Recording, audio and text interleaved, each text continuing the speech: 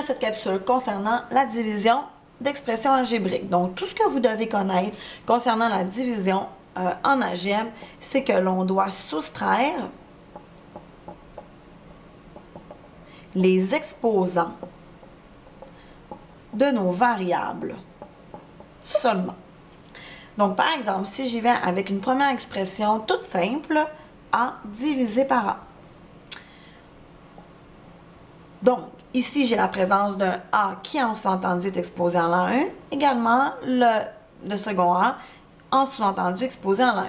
Tout ce qui me reste à faire, étant donné que je suis dans la division en algèbre, c'est de soustraire les exposants de mes variables. Ce qui va me donner comme réponse A exposé en l'A1 moins 1, donc A exposé en l'A0. Ici, je pourrais ajouter que tout nombre exposé en l'A0 donne 1, ce qui constitue notre réponse finale.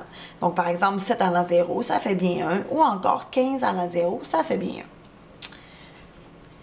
Si je poursuis avec un exemple un peu plus compliqué, donc par exemple, C exposé en la 6 divisé par C exposé en la 2.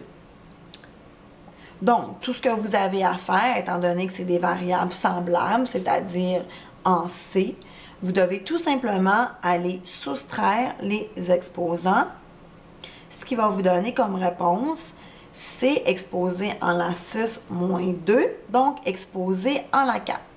J'aimerais porter ici votre attention, ce n'est pas 6 divisé par 2, mais bien 6 moins 2.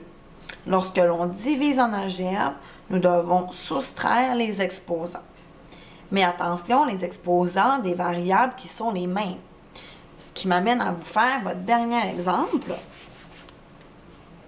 Donc, par exemple, prenons AB plus B à la 2, le tout divisé par B.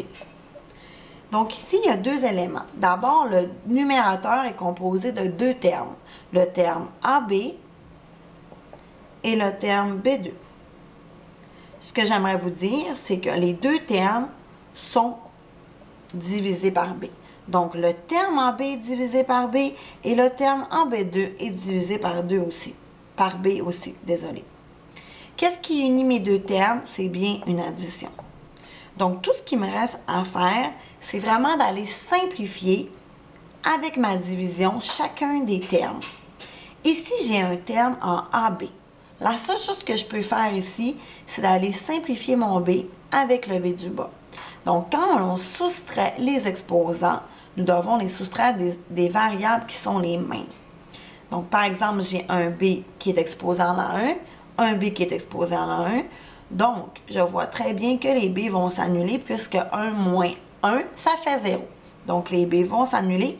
Il va rester seulement A. Plus, maintenant, je vais aller voir ce qui se passe au niveau de mon second terme. Donc, j'ai un B à la 2, un B en la 1. Donc, tout simplement, je vais aller soustraire mon 2 et mon 1, ce qui va faire en sorte que 2 moins 1, il va me rester seulement un B.